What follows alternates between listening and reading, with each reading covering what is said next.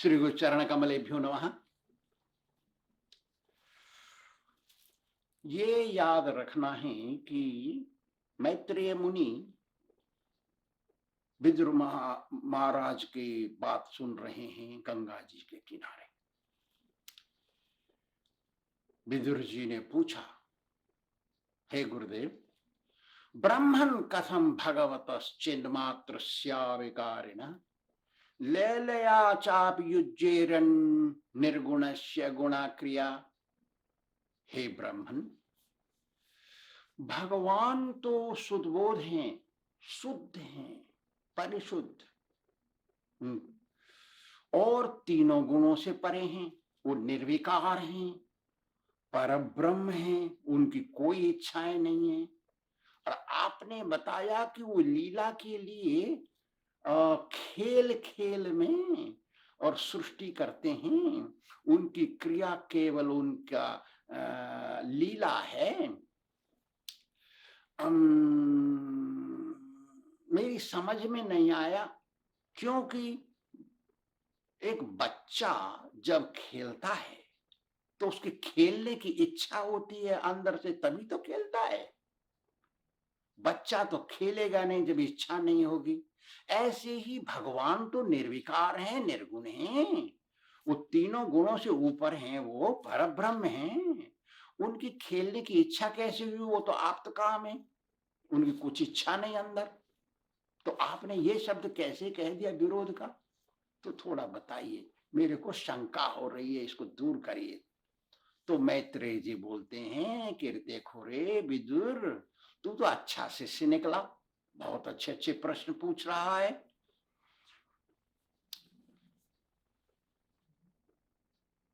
तो मतलब ये है इसका कि जैसे कोई आदमी गहरी नींद में सो रहा है और सपना देखना शुरू करता है। सपना देखने में उसका सिर कट जाता है, सिर कटने में वो दुखता है और वो चिल्लाता है, लेकिन असलियत में उसका सिर नहीं कटा, वो तो खाली सपना देख रहा है। ऐसे ही ये दुनियादारी है। इस संसार में लोग आकर के इस दुनियादारी की वस्तुओं को, संबंधों को सत्य मान बैठते हैं। सोचते हाय मेरा भैया, हाय मेरी बहन, हाय मेरी मैया, हाय मेरा ताऊ, हाय मेरा पापा, हाय मेरी दुनिया, ये सब सत्य समझ बैठते हैं। ये सत्य नहीं है। जैसे हवा में पानी, एक तालाब में हवा चल रही है और पानी हिल रहा है। हिलते हुए पानी में यदि देखा जाए तो चंद्रमा की परछाई पड़ रही है और चंद्रमा हिलता हुआ दिखाई देता है, लेकिन जब ऊपर देखते हैं तो चंद्रमा तो हिल रहा नहीं है। केवल पानी की सतह पर चंद्रमा की परछाई पानी के हिलने के कारण दिखाई दे रही है। इसी प्रकार माया से संबंध स्थापित कर लेने के कारण आत्मा की भावना हिलती है और दुनियादारी सत्य दिखाई देती है। लेकिन जब वही हिलती हुई आत्मा, माया में फंसी आत्मा बाहर निकलती है, तब वो भगवान के संबंध से सत्य वस्तु को देखता है जो इस दुनिया से परे है।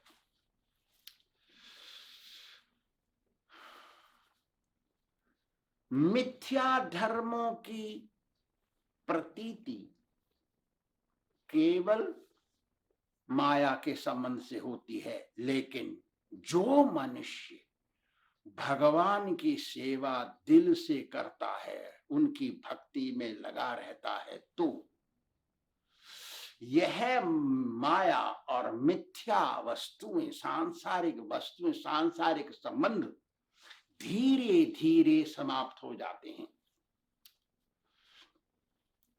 जिससे संसार से मन हटा करके भगवान की भक्ति में निश्चल रूप से मन लग जाता है।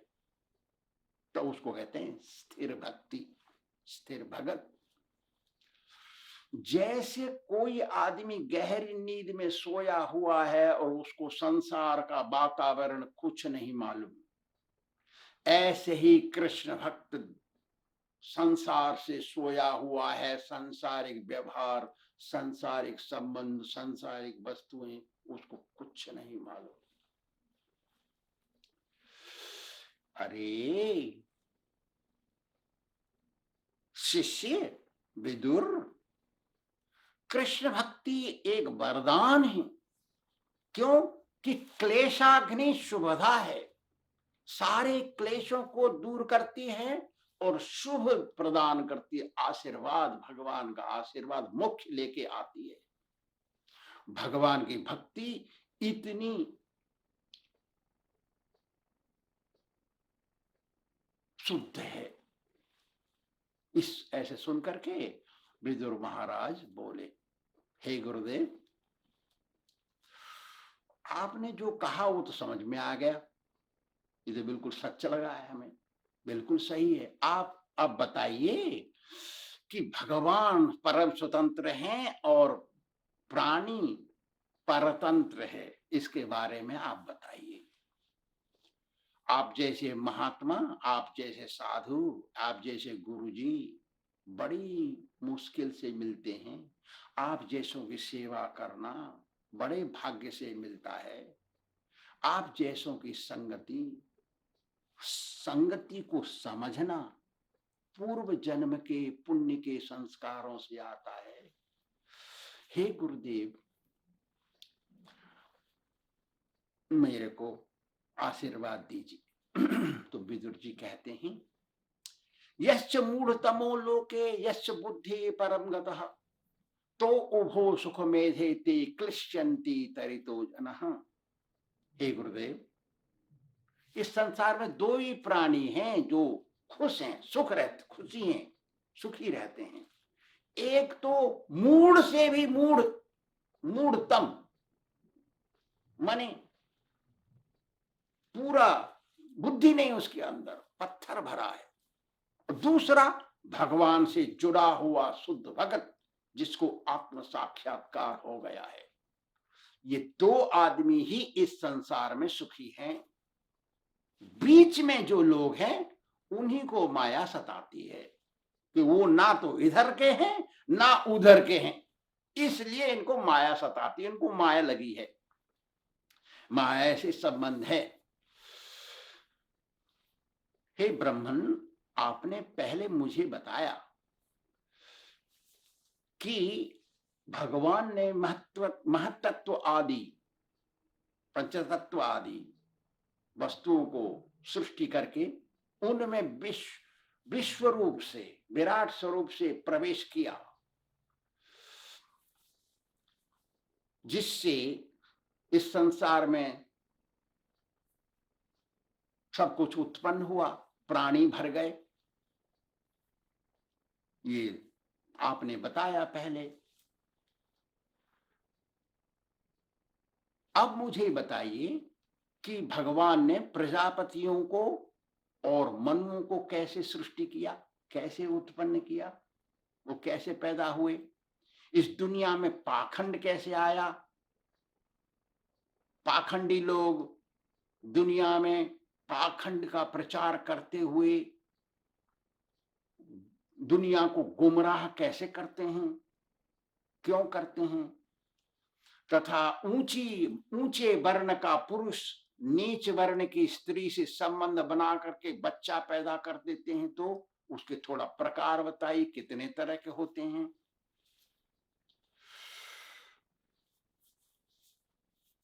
विभिन्न गुणों में फंसे हुए जीवों की गति को बताइए। रजोगुण से कहां जाते हैं, सतोगुण से कहां जाते हैं, तमोगुण से कहां जाते हैं, इन तीनों को बताइए। और फिर बताइए धर्म, अर्थ, काम, मोक्ष के बारे में बताइए, तथा फिर काल चक्र के बारे में बताइए, भू चक्र के बारे में बताइए, पितृगणों के बारे में बताइए, दान, धर्म, तपस्या और कर्तव्यों का पालन करने के बारे में बताइए, उनका परिणाम फल क्या होता है, सब बताइए। और बताइए, ये न बा भगवान तुष्ये धर्म योनि जनार्दन संप्रसिदति वा ये शाम तद आख्या ही चानक। हे शुद्ध परिशुद्ध आत्मा गुरुदेव, धर्म के मूल कारण भगवान श्री कृष्ण किस आचरण से, किस प्रकार की सेवा करने से प्रसन्न होते हैं और किस पर वो अनुग्रह करते हैं, उन किसको आशीर्वाद देते हैं, अपना लेते हैं, ऐसा कौन है वो, थोड़ा बताइए। और बताइए, अनुव्रतानाम शिष्यानाम पुत्राणाम च द्विजोत्तमा अनापृष्टमपि ब्रूयु दुखो दीन गुरवो दीन वत्सल। हे दीन वत्सल, हे गुरुजी, आप मुझे बताइए, गुरु के शरण में आया हुआ शिष्य बन गया,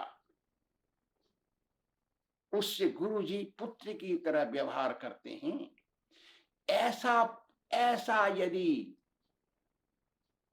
प्राण दिया हुआ शिष्य पूछता है प्रश्न और पूछने के बाद कुछ पूछने से रह जाता है, उसको जैसे गुरुजी अपने आप बता देते हैं, अनापृष्टमपि, बिना पूछा हुआ प्रश्न भी बता देते हैं। आप ऐसे ही मुझे सारे प्रश्नों को बता दीजिए जो मेरे पूछने से रह गए हैं। भगवान, और बताइए कि भगवान जब लेट जाते हैं उनके पास कौन कौन से तत्व रहते हैं, और जब भगवान जब जगते हैं तो कौन कौन से तत्व लय हो जाते हैं, थोड़ा मुझे बताइए। मेरा सारा प्रश्न केवल एक लक्ष्य के लिए है, मैं आपसे हरि लीला सुनना चाहता हूं, मेरी इच्छा है हरि लीला सुनने की, इसलिए मैंने इतने प्रश्न पूछे, केवल इसकी पृष्ठभूमि बनाने के लिए। आप मुझे सारे प्रश्न का उत्तर दीजिए।